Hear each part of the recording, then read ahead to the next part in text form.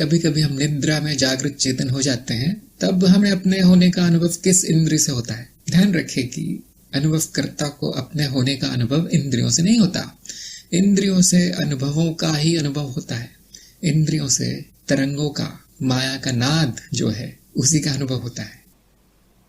अनुभवकर्ता का अनुभव किसी इंद्रिय से नहीं हो सकता। क्यों?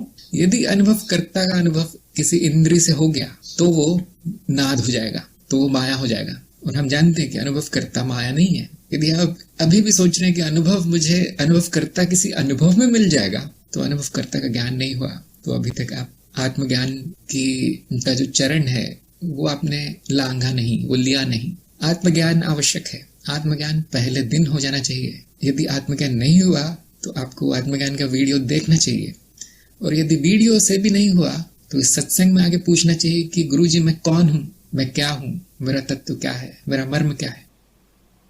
जब आप जान लेंगे कि कोई अनुभव नहीं हूं मैं, तो क्या ये प्रश्न उठेगा कि किस इंद्रिय के माध्यम से मुझे अनुभव होता है मेरे होने का। जब आप ये जान जाएंगे कि अनुभव करता कोई भी अनुभव नहीं है, ये वो पृष्ठभूमि है जिस पर अनुभव उठते हैं। जो बदलता नहीं वो अनुभव करता है, जो बदल जाए वो अनुभव है। यदि किसी इंद्रिय के माध्यम से आ रहा है तो इसका अर्थ है कि वो बदल रहा है, नहीं तो नाद नहीं पहुंच पाता इंद्रियों तक, इंद्रिय पकड़ नहीं पाती। और क्या अनुभव करता बदल सकता है? क्या उसमें कोई परिवर्तन हो सकते हैं? नहीं। तो इंद्रियों के माध्यम से उसको नहीं पकड़ा जा सकता। वो है जिसके पर्दे पर ये सारे अनुभव आ रहे हैं, जा रहे हैं। उनमें से एक अनुभव इंद्रियों के होने का है और उनमें से एक अनुभव इंद्रियों से जो आ रहा है वो है। जैसे आप मान लीजिए सिनेमा का पर्दा है या आपका मॉनिटर है, फोन का जो पर्दा है, वो पर्दा कौन से चित्र के माध्यम से दिखेगा? सिनेमा में ऐसा कौन सा चित्र होगा जो पर्दा दिखाएगा? अभी शशांक ने उत्तर दिया कि हाँ, सारे अनुभव दिखाते हैं। हाँ, सारे चित्र पर्दा ही दिखाते हैं। क्या आपको पर्दा अलग, चित्र अलग दिखाई दे रहा है? नहीं। जब हम निद्रा में होंगे तो कौन से इंद्रिय के माध्यम से अनुभव करता दिखाई देगा? इस प्रश्न का क्या अर्थ है? जब हम निद्रा में जागृत हो जाते हैं, इसका अर्थ है कि जागृति और निद्रा में कोई फर्क नहीं रह गया। तो जो जागृति में दिखाता है अनुभव करता को, वही निद्रा में भी दिखाएगा, है ना? यदि निद्रा या स्वप्न अवस्था या सूक्ष्म अवस्था में जागृति आ गई तो वो और फिर जागृत अवस्था में कोई भेद नहीं है। वो भी अनुभव है आते जाते, ये भी अनुभव आता जाता, वो भी स्वप्न है, ये भी स्वप्न है। जिसको एक बार निद्रा में जागृति का अनुभव हो गया, जिसको एक बार सूक्ष्म अवस्था और स्वप्न अवस्था में जागृति का अनुभव हो गया, उसके लिए जागृत अवस्था स्वप्न के बराबर हो जाती है।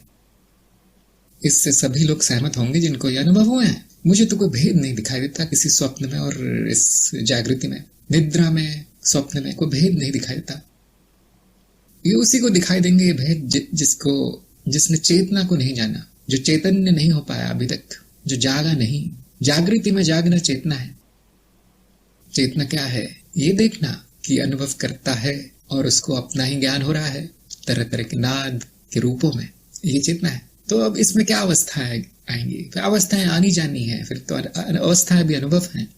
जैसे मांडुक्य उपनिषद में कहा गया है कि जब ये ज्ञान हो जाता है, आत्मज्ञान हो जाता है, तो वो व्यक्ति तूर्य अवस्था में पहुंच जाता है। तूर्य अवस्था का क्या अर्थ है?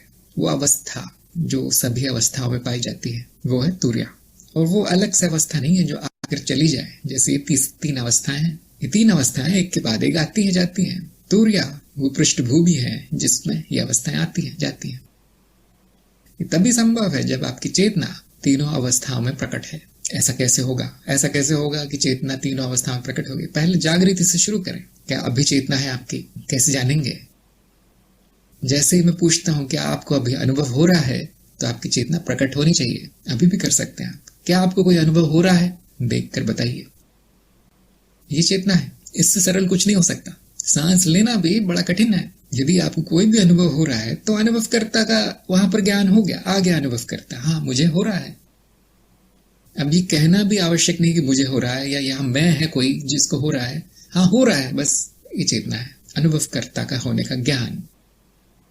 इससे आप एक दो चरण आगे भी जा सकते हैं कि अनुभव क्रिया मात्र है, जो कहना भी जरूरी नहीं है, जो बोलना भी आवश्यक नहीं है कि हाँ अनुभव क्रिया है। जब हम बात करते हैं तो चित्त अनुभव क्रिया को दो भागों में बांट ही देता है, नहीं तो बात संभव नहीं होगी। फिर हम अनुभव क्रिया के आगे कुछ बोल नहीं पाएंगे, इसलिए हम बांट देते हैं दोनों में, दो भागों में उसको, अनुभव क्रिया को। मुझे बस इतना आपको पूछना है, अनुभव है, अब आपके सामने अनुभव क्रिया ही होगी। अब आप जब बात करेंगे तो उसको आपको बांटना पड़ेगा दो भागों में, अनुभव और अनुभवकर्ता के रूप में। एक चेतना है, आप भेद नहीं कर पाएंगे अनुभवकर्ता कहाँ है और अनुभव कहाँ है, इसमें भेद नहीं होगा। जहाँ पानी है वहीं तरंगे हैं, जहाँ सोना है वहीं गहने हैं, जहाँ पर्दा है वहीं सिनेमा है, जहाँ सिक्के का चेहरा है वहीं सिक्का है, और कहाँ होंगे। तो तुर्य अवस्था वो है जब आपको ये अनुभव हो रहा है, ये ज्ञान सदैव रहता है, पूरी तरह जागृत रहते हैं, ये तुर्य अवस्था है। तो मैं तो कहता हूँ ज्ञान मार्ग में हमको ये अवस्था भी नहीं चाहिए, क्योंकि वो तो हमेशा ही रहती है। ज्ञान ना हो तो भी तुर्य ही है। कभी कभी मैं कहता हूँ कि आप अभी भी समाधि में हैं। कौन सी समाधि में जाने का प्रयास कर रहे हैं, कौन सी तुर्या में जाने का प्रयास कर रहे हैं, आप अभी भी वही हैं, केवल जानना है। यहाँ ऐसा ही है। जब आपने जान लिया कि अनुभवकर्ता नित्य है, समय रहित है, तो कैसे आएगा जाएगा वो। यदि कोई चीज समय के वश में है, काल के वश में है, तो बदलेगी, वो आएगी जाएगी। जब वो समय रहित है तो कैसा आना कैसा जाना। अब कैसे देखेंगे आप कि वो समय रहित है। मुझे तो हर चीज समय पर निर्भर दिखाई देती है। ध्यान रहे माया है, समय की माया। वीडियो सभी ने देखा होगा। आपका जो अभी जो अनुभव है, जो अभी प्रकट है, वो समयहीनता का अनुभव है। जिसे आप भूतकाल समझते हैं वो स्मृति का अनुभव है, और जिसे आप भविष्य समझते हैं वो चित्तवृत्ति है, जो स्मृति आधारित है। समय का आपको अनुभव नहीं होता कभी, इन विभिन्न स्मृतियों का अनुभव होता है, जो वर्तमान में ही होता है। अनुभव कब होता है? वर्तमान में। हाँ, अभी अनुभव वर्तमान में होता है। जहां अनुभव है वहीं अनुभव करता है, ठीक उसी स्थान पर। तो अनुभव करता कब होगा? हमेशा वर्तमान में। ये जो समय है, ये माया है, वो हमारी सोच है, विचार है।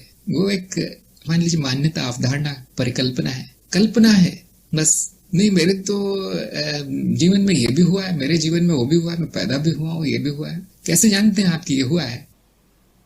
उत्तर बड़ा आसान है, मुझे याद है, मेरी स्मृति है।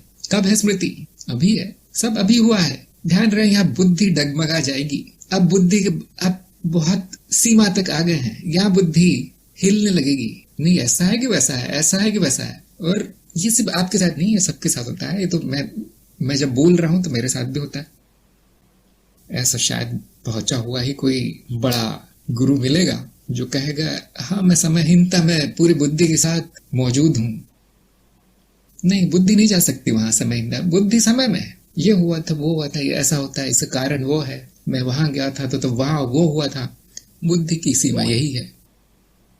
जो समयहीन है वो आ नहीं सकता, वो जा नहीं सकता। जिसने जान लिया, उसने अनुभवकर्ता को जान लिया, उसके ऊपर कोई प्रश्न नहीं आएगा कि ये नहीं होगा तो क्या होगा। ये प्रश्न नहीं आएंगे कि किस अनुभव के द्वारा मैं जानूं अनुभवकर्ता को, ये प्रश्न नहीं आएंगे।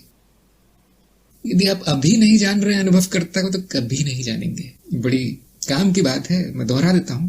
अभी आत्मज्ञान नहीं हो रहा तो कभी नहीं होगा, कभी नहीं होगा। क्योंकि जो भी होता है वो वर्तमान में होता है। समयहीनता है, समयहीनता में ही मैं हूं। मेरा स्वभाव समयहीनता है। मैं नहीं आता जाता, वृत्तियां आती जाती हैं,